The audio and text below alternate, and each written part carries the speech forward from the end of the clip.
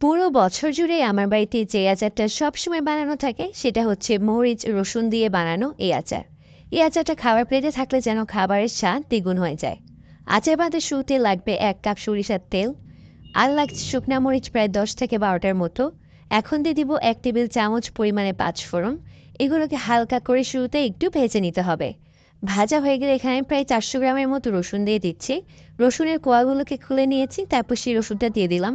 আপনারা যদি আচারটা 1 কোয়া রসুন দিয়ে করেন তাহলে কিন্তু আরও ভালো হবে। 2 টেবিল চামচ পরিমাণ দিয়ে দিচ্ছি রসুন বাটা, 1 টেবিল চামচ দিয়ে দিব আদা বাটা। আদা রসুনটাকে একটু ভেজে নিতে হবে যতক্ষণ না পর্যন্ত একটু কাঁচা গন্ধটা চলে যায়। এখন আমি দিয়ে দিচ্ছি জিরা এবং ধনিয়ার গুঁড়া 1 চা চামচের মতো, মানে জিরা ধনিয়া গুঁড়া মিলিয়ে আমি 1 চামচ নিয়েছি।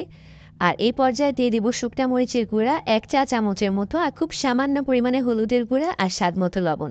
লবণের পরিমাণটা কিন্তু খুবই অল্প দিতে হবে, আচারের মধ্যে বেশি লবণ দেওয়া লাগে না। এখন সব কিছুকে একত্রে নেড়ে মিশিয়ে নিচ্ছি। এই পর্যায়ে দিয়ে দিব এখানে হলুদ সরিষা বাটা। সরিষা বাটা কিন্তু হলুদটাই নেবেন, এখানে আমি প্রায় 2 টেবিল চামচের মতো নিয়েছি।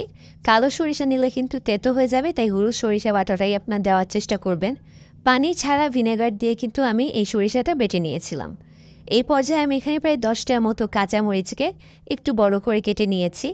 আর কাঁচামরিচ বোম্বাই মরিচ দিয়ে বানালে কিন্তু ঝালের পরিমাণটা কম থাকে, আপনারাও কিন্তু 2টা মরিচ মিশিয়ে বানাবেন। আর মরিচটা দিয়ে এখন ভালোভাবে নেড়ে মিশিয়ে নিচ্ছি। দিয়ে দিব এখানে তেঁতুলের কাঠ প্রায় 3 টেবিল চামচের মতো, আর তার সাথে দিয়ে দিচ্ছি এখানে চিনি 1/2 কাপের মতো। চিনির পরিমাণ কিন্তু আমি যে পরিমাণ আচার বানাচ্ছি তাতে 1/2 কাপই যথেষ্ট, এর থেকে কম বা বেশি দিলে কিন্তু স্বাদের একটু ভিন্নতা আসতে পারে। আপনারা আপনাদের স্বাদ মতো কিন্তু চিনি দিতে পারেন, কেউ যদি চিনি কম খান আর একটু কমিয়ে দিবেন। চিনিটা দিয়ে ভালোভাবে মিশিয়ে নিচ্ছি, আর ভালোভাবে মিশিয়ে চিনিটা গলে আসা পর্যন্ত অপেক্ষা করব। এখানে আমি বোম্বাই মরিচ নিয়ে নিলাম প্রায় 7টার মতো, বোম্বাই মরিচ ছোট সাইজের। এখন যেহেতু বোম্বাই মরিচের মৌসুম না, তাই বোম্বাই মরিচ কিন্তু এখন একটু ঝাল কম থাকে, তাই আমি 7টার মতো ব্যবহার করেছি।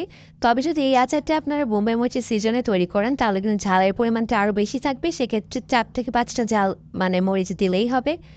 এখন ভালোভাবে মিশিয়ে নিচ্ছি, আর এই বোম্বাই মরিচ দেওয়ার পর বেশিক্ষণ কিন্তু রান্না করা লাগে না। এই পর্যায়ে দিয়ে দিব প্রায় 2 টেবিল চামচের মতো ভিনেগার, আর ভিনেগারটা দেওয়ার পরে ভালোভাবে নেড়ে মিশিয়ে নিচ্ছি। যেহেতু আমি এই আচার বানিয়ে প্রায় অনেক দিন পর্যন্ত রেখে খাই, তাই আমি এখানে ভিনেগার ব্যবহার করছি। ভিনেগার দিলে কিন্তু আচার অনেক দিন পর্যন্ত ভালো থাকে। আপনারাও কিন্তু আচার বানালে অবশ্যই ভিনেগারটা ব্যবহার করবেন।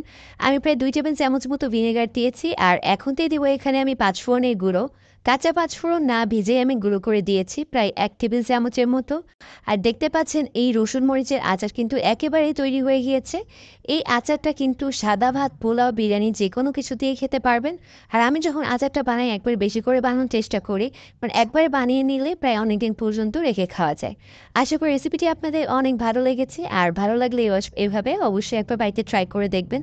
সবাই ভালো থাকবেন, আল্লাহ হাফেজ।